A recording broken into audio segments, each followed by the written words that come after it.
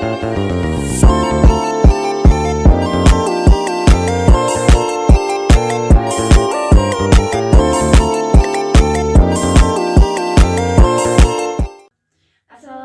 warahmatullahi wabarakatuh. Perkenalkan, nama saya Zakia Sabiuna dari absen 5. Saya Bilqis Maharani dari absen 6.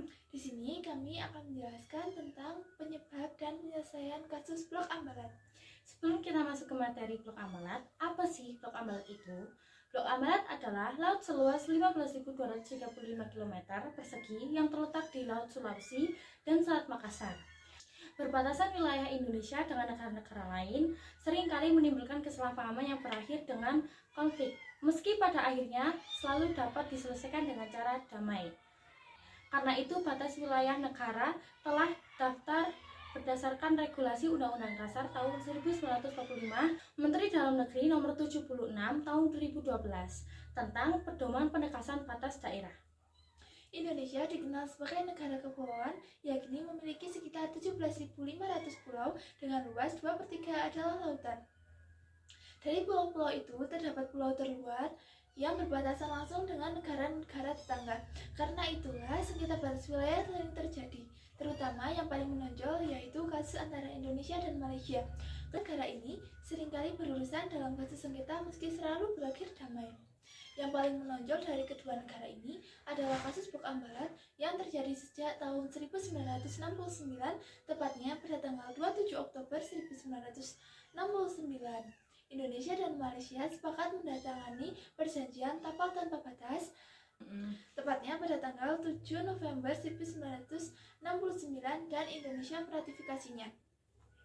Pada tahun 1979, secara sepihak Malaysia memasukkan blok ambalan ke dalam wilayahnya. Akibatnya, Malaysia selalu memperoleh protes tidak hanya oleh Indonesia tetapi juga negara-negara lain.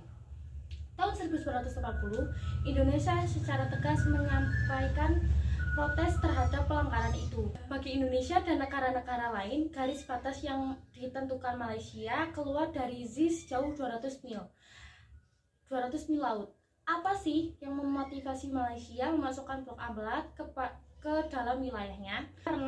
Tentu saja karena potensinya bumi yang sangat besar di tempat itu.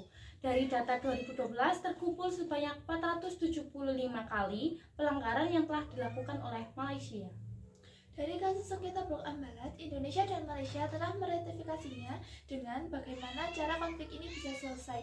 Jadi, konflik ini bisa diselesaikan dengan 4 langkah, yaitu yang pertama dengan perundingan bilateral.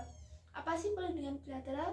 Jadi, perundingan bilateral adalah memberikan kesempatan kepada negara-negara yang bersangkutan untuk memberikan argumennya terhadap wilayah yang disengketa.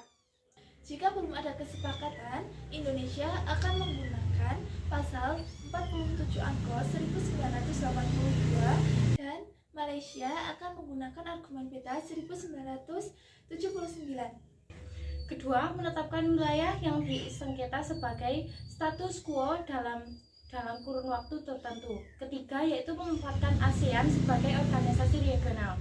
Namun, kemungkinan besar Malaysia tidak akan menggunakan cara itu. Keempat, jika langkah ketiga gagal, jalan terakhir dari penyelesaian sengketa blok ambalat ini dengan membawanya ke Mahkamah Internasional atau MI.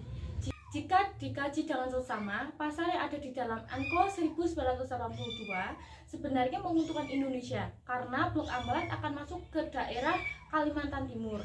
Indonesia dapat menyadarkan Malaysia kalau selama ini yang mereka klaim terhadap kepemilikan blok ambalat sesungguhnya adalah salah.